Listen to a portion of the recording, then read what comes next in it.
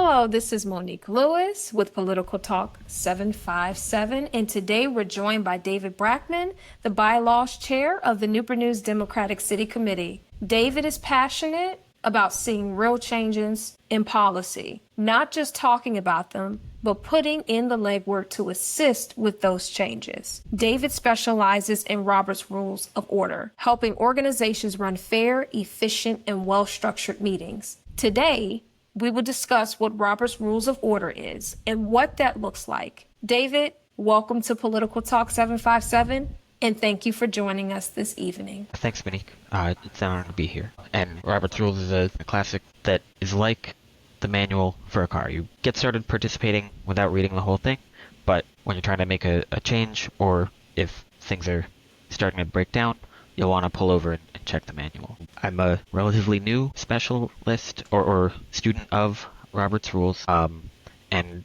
I intend to cover what I had to learn to serve as the bylaws chair for the Newport News Dems, and with the goal of helping people who are newly joining civic organizations learn how to participate and how to take a little more responsibility as the chairs of any subcommittees. There's still more that I have yet to learn in terms of being the full chair of a full assembly, or in terms of starting an assembly from scratch. The Roberts Rules describes a framework for democratically deciding what to do as a group. Specifically, it applies to deliberative assemblies in which members each have the right to attend a meeting, make motions, speak in debate, and vote.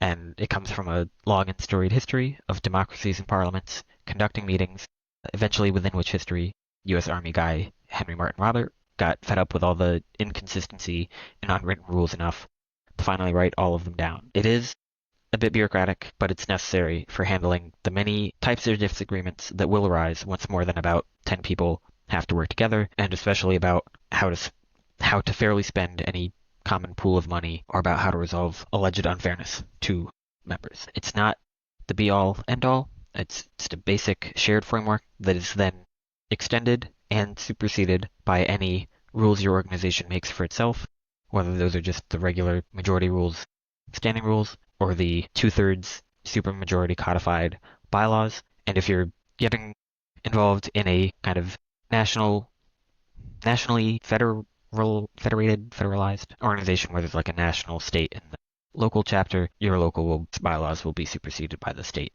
national bylaws, which are themselves superseded by the actual laws. Again, with it being like a manual, you don't have to know everything, but anything that you do know in advance helps for interjecting in a timely manner. Most different thing than regular conversation or group chat to get used to is the formality of speaking. When two people are having a heated back and forth discussion, and when side conversations start happening around them, it's easily the most common way for a meeting with a whole bunch of people to dissolve into chaos. And to avoid this, Robert's Rules prescribes formalities of only one person talking at a time, and that person is said to have the floor. A member only speaks after being recognized by the chair, except for like the very rare circumstances where they're allowed to interject. And members speak only to the chair and to the assembly at large, not to each other, and especially do not speak negatively of each other at the meeting. The chair of the meeting should only refer to themselves as the chair and not as I, and this reminds them, the chair, of their primary duty to neutrally facilitate discussions and to refrain from weighing in. And if a member needs to speak about what a previous speaker had said, they are to do so obliquely, using the forms of like the previous speaker or maybe opponents instead of so-and-so's name. And our chair at the NNDEMS has enforced that rule fairly. It has come up because we do have bold personalities and passionate people who can disagree. An exception, I guess, to referring to people by name is that the chair does refer to a member by name when assigning them the floor. So if when in cases where multiple people want to talk, they all kind of raise their hand or stand up, and the chair either knows their name or like asks for their name, and then says like the chair recognizes Ms. or Ms. So-and-so. Another structure for speeches is motivated by the need to prevent people from rambling and from everyone else from endlessly piggybacking on top of that and making a meeting go nowhere fast. The book does have rules primarily enforced by chairs about who can talk, about what, and for how long, and ideally in what order. While a motion is pending, which we'll get to, but that's ideally almost all the time, any comments made in debate must be germane or particularly relevant to the motion. Any amendments to the motion likewise have to be relevant to it. The chair can reject that, or members can move to object to the consideration of such a question that is believed not relevant. Anyone who wants to speak on a motion must be given the opportunity to do so before anyone can speak a second time on the motion. And nobody can speak more than twice on a motion unless the meeting is in a special structure for extended discussion, such as a subcommittee. And the chair should strive to alternate debate between speakers for and against, such as by saying, since the last member spoke in favor of the motion, is there anyone who wishes to speak against it, or vice versa?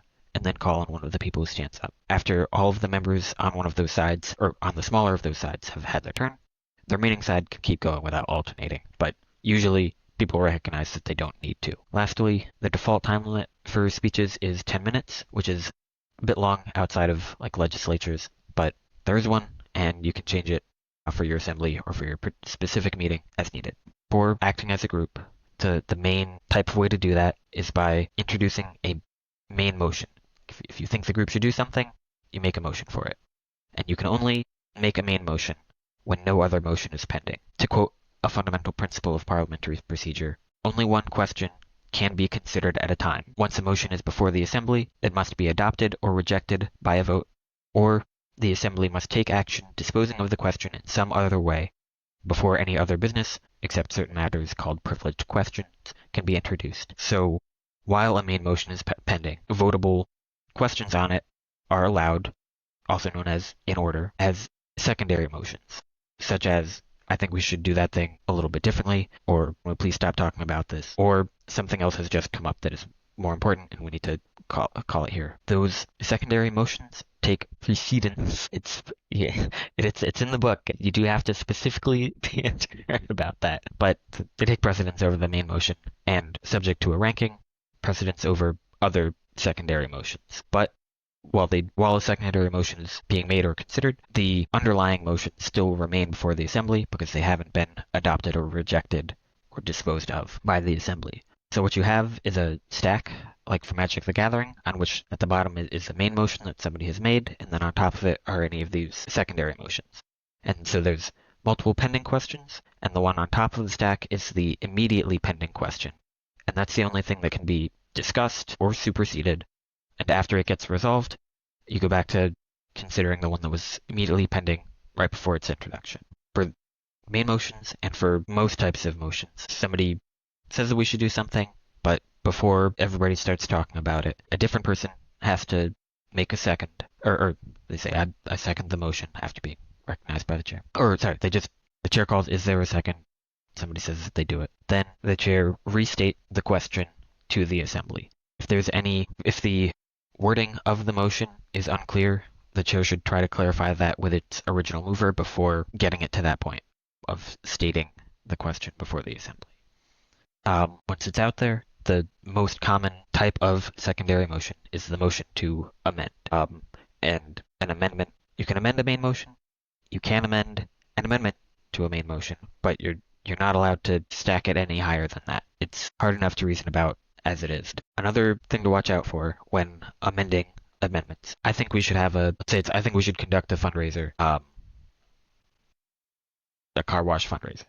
Somebody says, I move that we amend the main motion to specify that the car wash be held at the church at the corner of XYZ. And then somebody else thinks, actually, wouldn't a different church be better? They should not amend that amendment because it's not germane to clarifying that request to hold it at that location.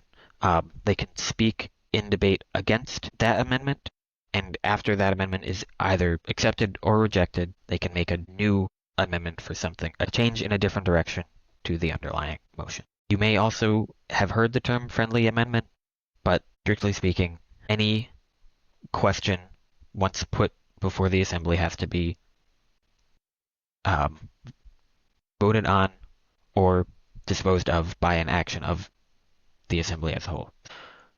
It might help people if the maker of the motion says, yeah, that sounds cool, that's cool for them and it's cool for you, but the rights of the members of the assembly must remain to vote on it.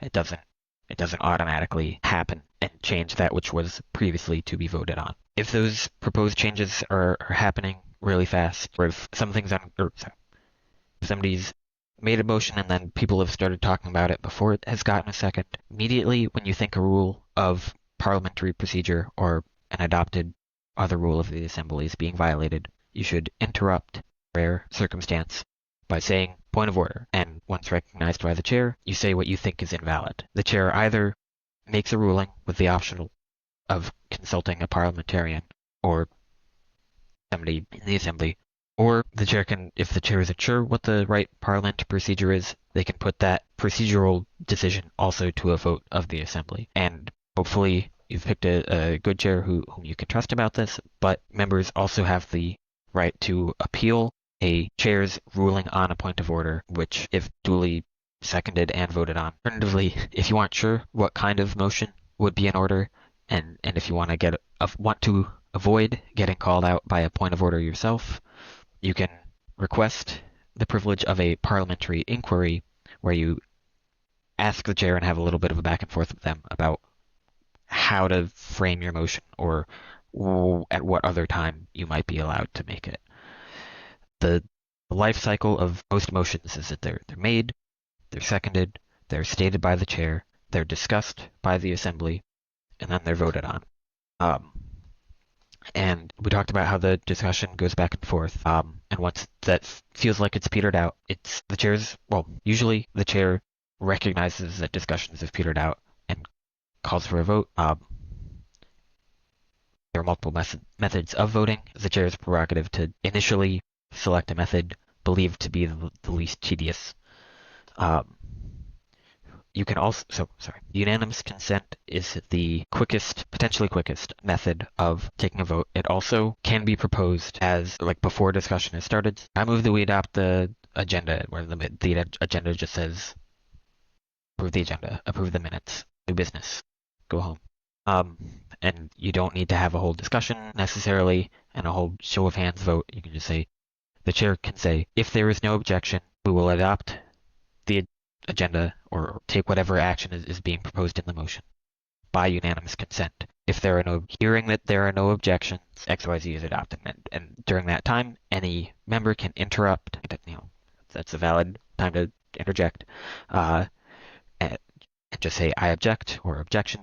And you're allowed to object even if you aren't sure you'll vote against the motion. It's just, you want to hear it out, you want to hear the discussion, and see the vote happen. The second most expedient method of taking a vote is usually the voice vote.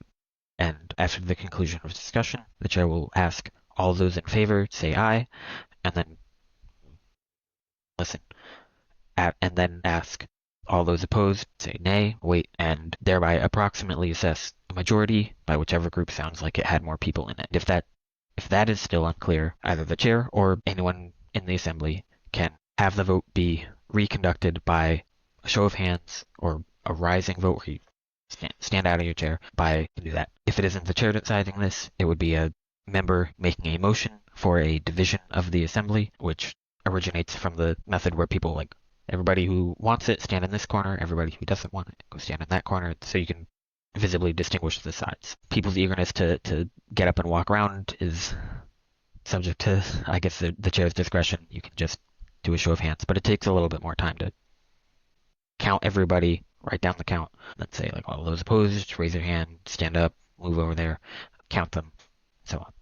The most secure and most time-consuming method of taking a vote is by ballot, where you issue everyone a piece of paper that says yes or no. Have a box. I have not encountered this, and I'm sure there are more specifics in here that you can look up when it comes time to have a vote by ballot. But if you're worried that people aren't willing to vote openly on a controversial measure, you can move that the vote be taken by a ballot. A big meeting with a lot of people is great for being fair and having a sustained headset just shut off. If you want to go far, go together. If you want to go fast, go alone. Big meetings are ill-suited to quickly hashing out all of the specifics for big problems like we should do a fundraiser or we should have a better process for endorsing candidates. And so for those types of things, you often want to refer business to a subcommittee. That can be an ad hoc subcommittee, which is something I would also have to refer to the specifics on how you select, but